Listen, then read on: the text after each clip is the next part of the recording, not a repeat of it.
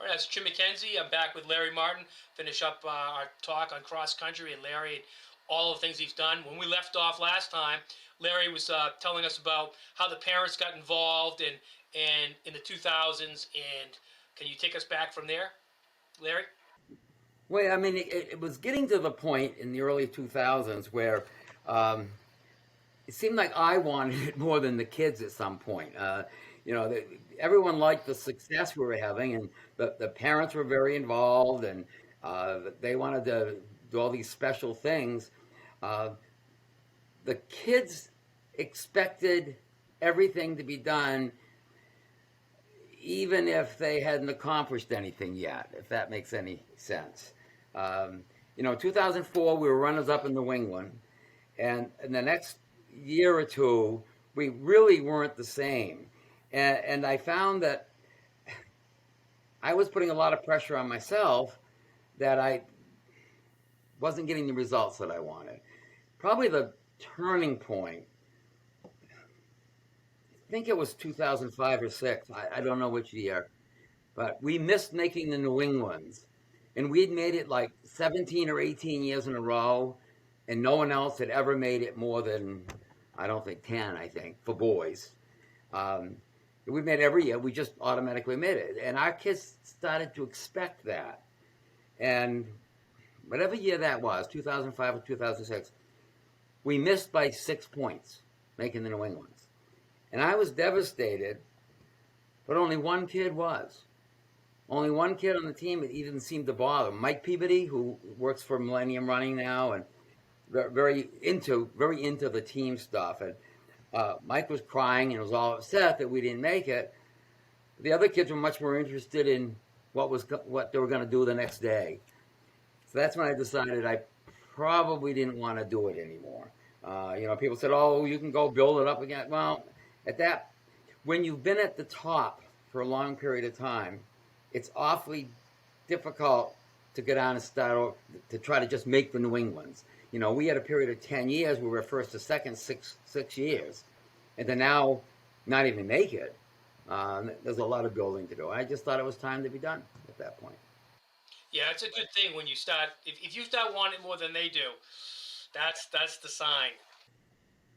And at that point, at that point, Jimmy, I had my business, that I was working, and I literally was paying people to work my business more than I was making coaching.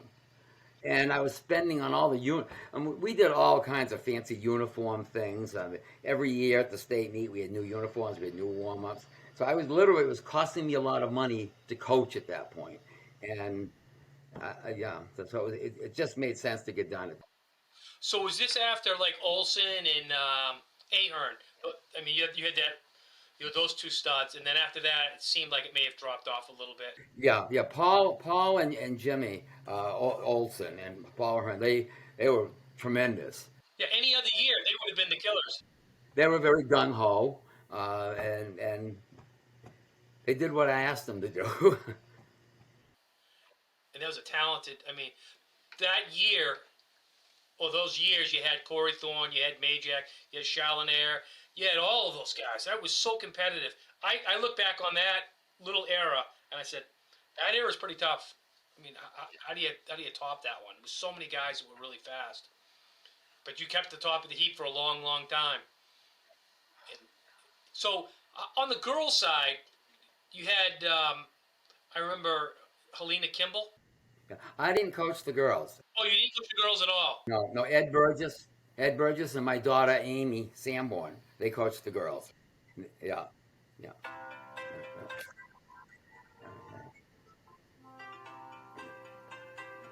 Oh, sorry. Yeah, sorry about that. It was Ed Daniels. Yeah. So how long? Speaking of Ed Daniels, you had Ed Daniels and Al Helper, and they helped you along the way in the track and field. So we've got some other interviews, just in track. Did you have who did you have helping you in cross country? I'd like to talk about how actually Londonderry developed and how I developed as a coach. Yes, let's do that. Is that okay? Yeah, it sounds great. Yeah. When I first got to Londonderry, we won Class I in '81. Then we won Class L in '83, and then in the next few years, we were pretty good, but weren't that good. And the most important thing was, well, you got to try to make the New Englands, get in the top six and make the New Englands. And every year we did, we'd go to the New Englands, it would be really stinky. It got to be, making it was important, but the kids didn't really run very well when we got there. So at that point, something happened that really, really helped me as a coach. My daughter, Amy, was at Oyster River High School and had a coach, Jeff Johnson. And while Amy was there, they went from when she was in 8th grade to winning the middle school state championship until her senior year, they won the New Englands by over 50 points. And I saw that development. Well, come to find out, Jeff Johnson was very, very good friends with Jack Daniels. And anybody that knows distance running knows who Jack Daniels is.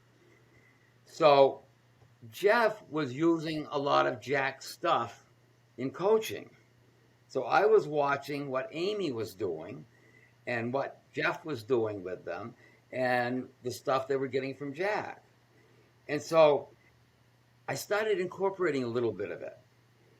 In fact, it got so important that Amy ended up going to Cortland State in New York to college where Jack Daniels was the coach. So I literally had a direct line to Jack Daniels. And I totally changed things that I was doing at that point. Jack Daniels coached women, collegiate women. And I found that what the collegiate women were doing made sense for high school men. And I really was just doing what Jack did. I had his book, I had Jeff's notes. So much of the stuff that happened then developed all the things I did later. For example, Jeff every week sent the kids on his team a little newsletter telling them about the stuff that they had done during the week and how their meet had gone and all that. Does that sound familiar? That's where my newsletter came from.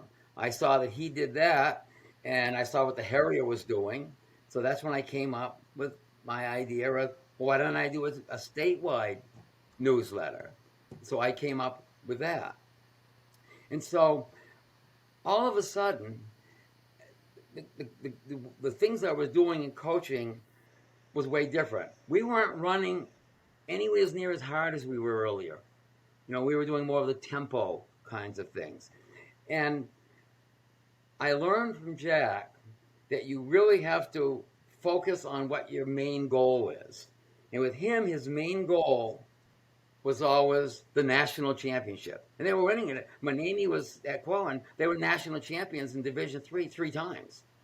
And so I decided I was going to go and I was going to develop my program in high school based on that. And what was going to be our important goal? It was going to be the New Englands.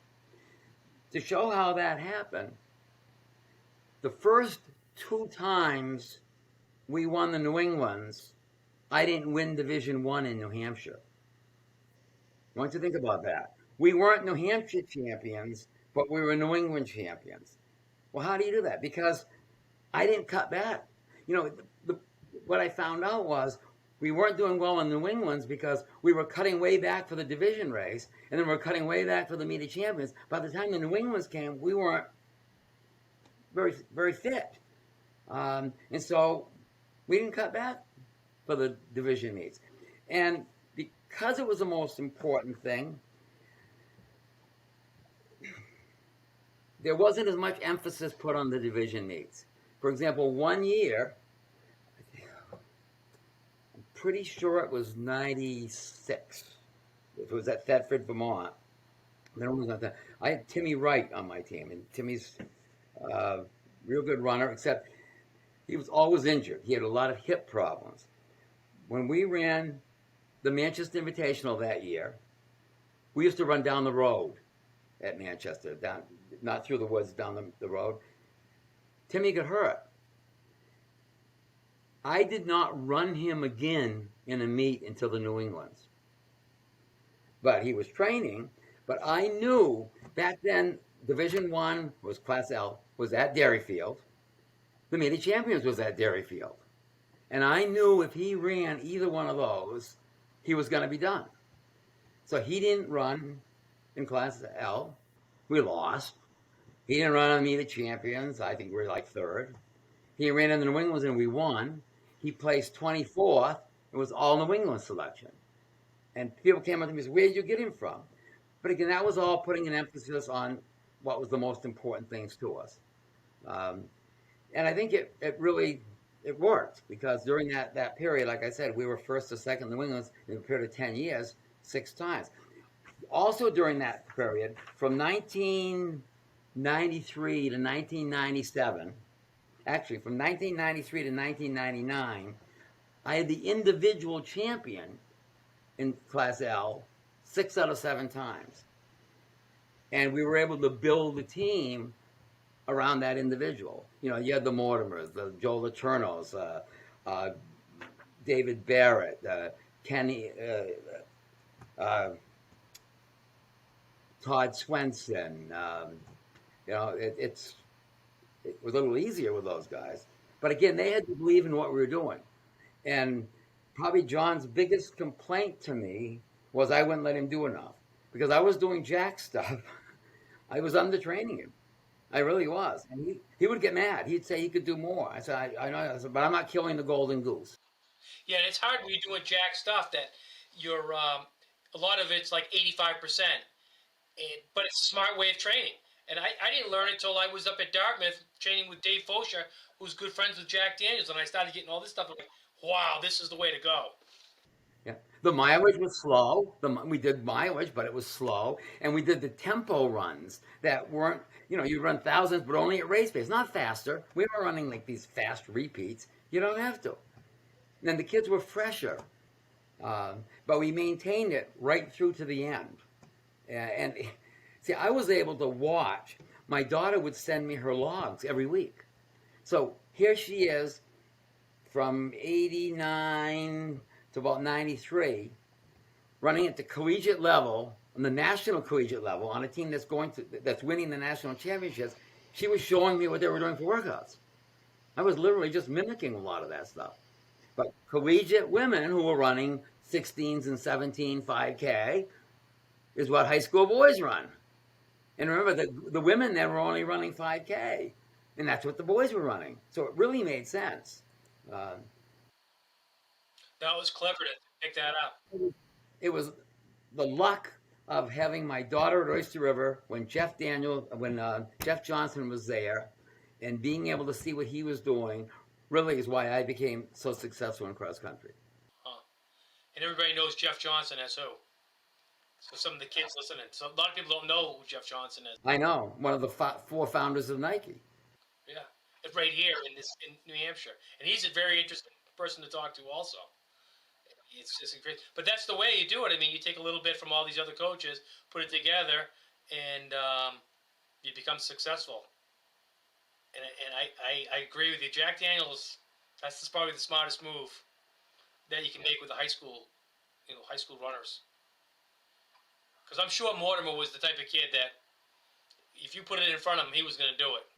Yep. In fact, I remember times we have a trail, a stone dust trail down near the condo development where I lived then. That was perfectly flat, and I had 1,000 meters, marked off, and we'd go down there and do our repeat thousands at tempo pace. And the first couple times we did it, John went way too fast. So after you did two, I said, "Well done." "Oh no, I got to do it. We're going to do 6 of them." "No, you're going to do 6 of them at the pace I wanted, but you did two too fast, so we're not going to do them." "Well, I got to do them." "No, you're going to do what I say, or not." Um, So, speaking of Mortimer, I kind of like to go back in the Wayback Machine just one more time. That rivalry there between Downing and Mortimer and Pinkerton and Londonderry, Clark and you, that must have been a hell of a ride. Like, you look back on it, history-wise, that's got to be one of the greatest moments in cross country, along with Kathy Shero and what she did. But this was two boys battling it out for a national championship, and it has to be one of the greatest things going. well, the interesting thing was, near the end, they alternated winning. John, I think, won Class L, and then Matt won the Meet of Champions, and then John won the New Englands, and then Matt won the Northeast, I think. But they were very good friends. They they used to run together on Sundays. They would go and do their long runs like Jack Daniels had them do on Sunday together. They were very good friends, uh, but big rivals. I mean, when they were running, well, probably the best Mortimer Downing story isn't even involved cross country. Their senior year, the state meet was at Spalding High School, and I don't remember who ran what before, but they both were in the 800. Okay, and in the last lap, they're coming off the corner, and Downing is trying to get by Mortimer, and Mortimer is like pushing him out, and they literally moved out probably 3 lanes, and they're clobbering each other, and John got disqualified for it, but yet they were best friends. But when they were racing, Mortimer wasn't going to let him by, no matter what. And Mortimer was a lot bigger than he was, so he could have probably done that. No, it was funny that year. Remember the Southeastern meet at Rochester, the night meet? I don't. Oh, they would have it was a night meet under the lights, and it was like one of the biggest meets in the Seacoast. Yeah, I remember the Southeastern meet, but Yeah, it's called the Southeastern New Hampshire meet. Well, WMUR was picking up on the Mortimer Downing thing, so we had set up this race. They were going to run the mile all out at that meet, and Jason Vanderhoof was going to be there too. And Jason was younger than them at that point, and everything was all set. This was going to be the WMUR was there, going to film it. It was going to be this big, exciting thing. Well, you know how the seacoast can be, having been from Portsmouth. You can plan all you want, but the weather doesn't always cooperate. That night, the wind was probably running 30 miles an hour. And they ran like 430 something. yeah, I remember some. And Vanhoef was a good one too. I mean, I think he surprised both of them in the state meet, right? Yeah, I think in track at the end or something. Yeah, I mean there was something there. There was some good runners. Something that's always interesting if you want to look back though, at a lot of New Hampshire kids will go and make footlocker finals in cross country, and then track don't do as well. Yeah, it seems like New Hampshire's a better cross country state than it is track. Better than track. And The year that David Barrett was a senior, Colin Ingram from Winnicott, he made the footlocker, and there was a girl from Central that did. Three of them made footlocker finals in cross country, and none of them placed in the state meet in spring track. yeah, that's incredible. That's incredible. So, what do you think the state of cross country is right now? I mean, we got some kids that are running some unbelievable times, but it doesn't. To me, when I'm looking in on it, the teams don't seem to be as as strong all the way around. You got some super teams, but across the state, it's kind of faded a little bit from what I've seen. Like it's dropped off. I don't know. I mean, like Cole Brown's boys team this year is one of the best ones I've seen ever. Oh, absolutely. Concord's boys teams the last few years have been pretty good. Um, I mean, it goes in cycles. I mean, it's a tough year with the COVID. The whole COVID thing is throwing a monkey wrench into everything, and hopefully we can get back to normal next year and do it because cross country went off pretty good. I got to admit that went pretty well. I mean, I feel bad for seniors. I feel bad for the Cole Brown team. I mean, for Cole Brown, that might be a once in a lifetime kind of team. Yeah, I think it was a New England championship team. This is a sore spot with me, and I don't hate to say it, but I don't think it's a fair fight anymore. I think when you throw in a Hendricken and a LaSalle and these recruiting teams, Xavier, those teams aren't the same teams back in the 1990s. when you have a computer and you can recruit kids, you can bring everybody in. Co-Brown's team is a team built by everybody in one area, just like you built your London Dairy teams. Funny you bring that up because during that 10-year period when we were first to second in the New Englands, the only teams that ever beat us were Bishop Hendricken from Rhode Island, Xavier from Connecticut, St. Ray's from Rhode Island was pretty good, but again, they would. If you were a good runner in Rhode Island, you went to Bishop Hendricken because it was you were never more than 40 miles away. I mean, the whole state is so small. I mean, you'd see kids freshman year running for some like LaSalle or someplace, and then all of a sudden they'd end up at Hendricken the next year. That was happening all that, and I was really proud of the fact that we'd get to the New England when we were the New Englands up in Portland, Maine. The Hendricken coach was talking to his kids, and he was pointing to my kids, and one of my parents told me this, and he was saying, well, "That's the team you worry about." Well, they know how to win at the New Englands. And he was talking about us. That's the only one you worry about. They know how to win here. Because he'd watched us over all the years. That we were the ones he was worried about. And once you guys did it and you won it, you knew you could do it again. And I think it's the hardest one is the first one, and then after that. I mean, so when you had that, when you went from Mortimer to was it Laterno was next. Yes, Letourneau, then Swenson. I mean, you had them coming in. You had some lead dogs, one after the other, and I mean that must have felt good because you knew they had to step up to the level that you'd already put up there, and I think it was an incredible marketing down. It was easier for the kids to believe individually they could win the state title and team wise that we could win the New Englands because we had. The things I was telling them, I said, this is what we're going to do, and we have a good shot at winning this. And they believed me because we'd done it the years past. Yeah.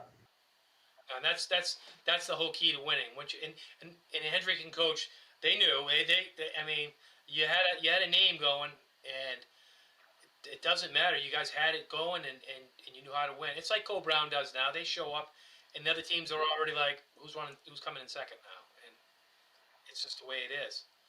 And I think the next few years we'll see who the next team is that climbs back up to the top.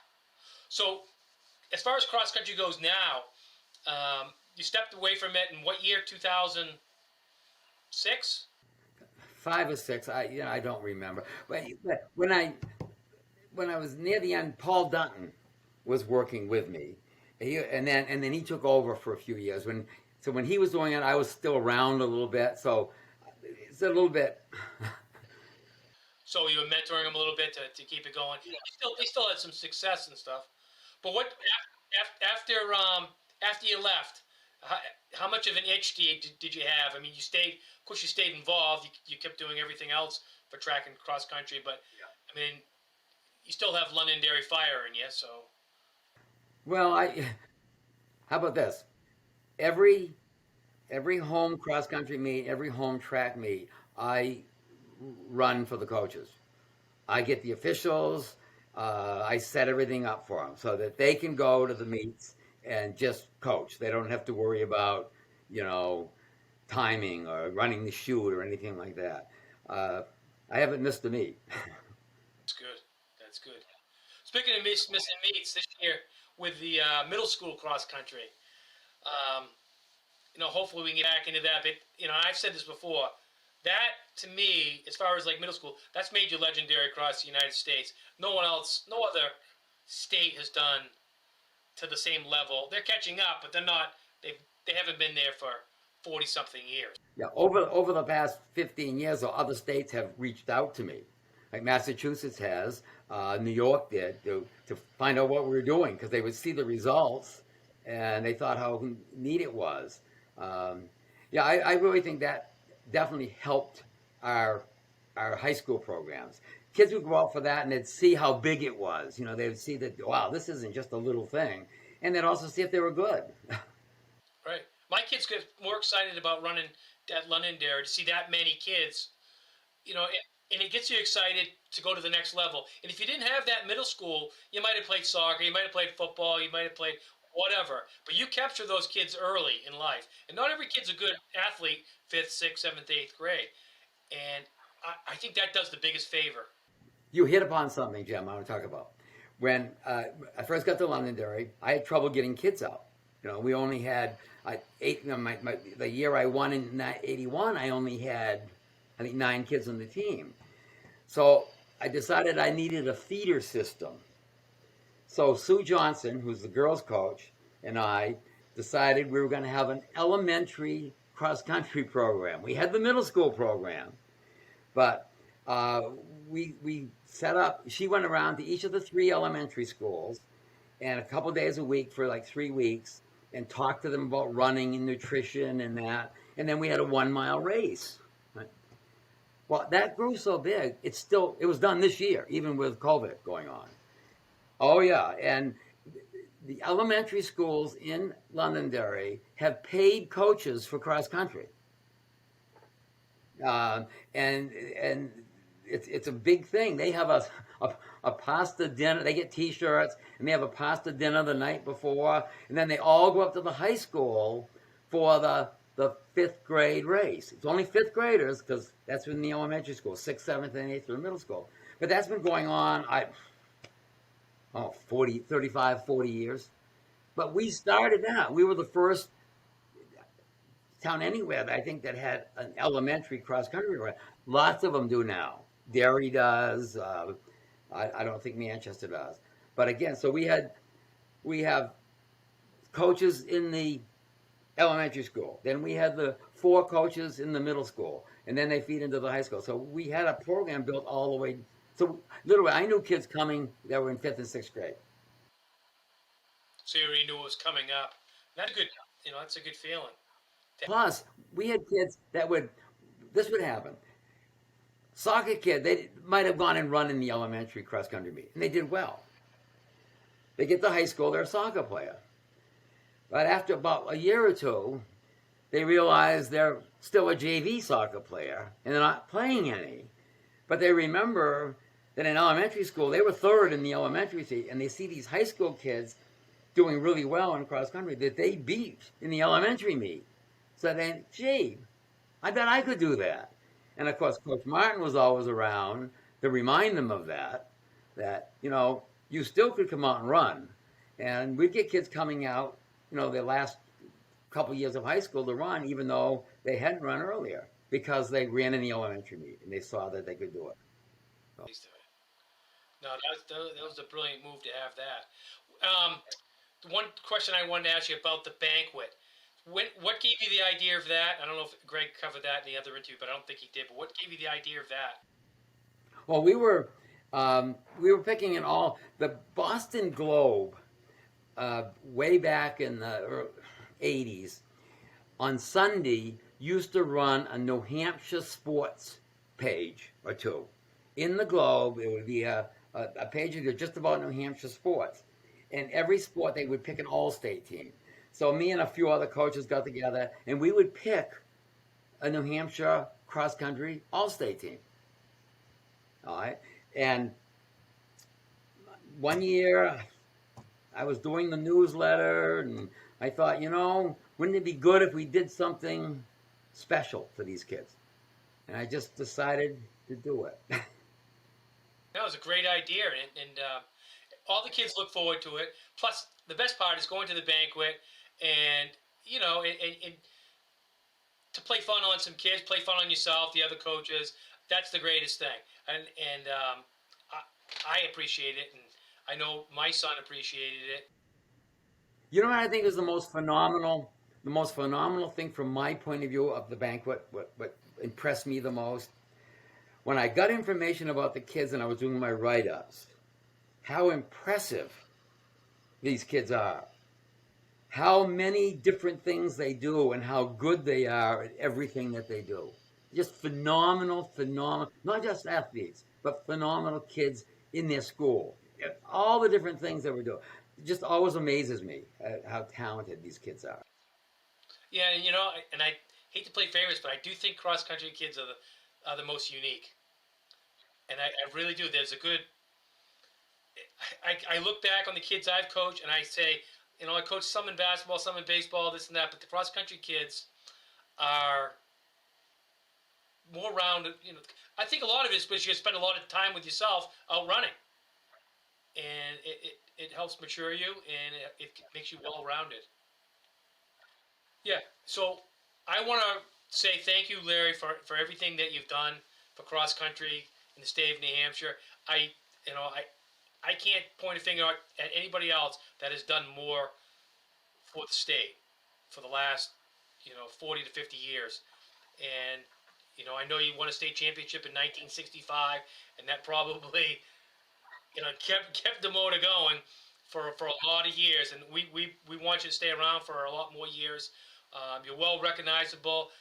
Every kid that I coach, I make sure that they know who you are, and everyone is definitely respectful of what you've done. And we'll get together again. We'll talk about track and field Sounds like a plan. and where that evolves. Okay. Yep. Does that sound good? Yep. Sounds like a plan. All right. We'll see you later. But thank you.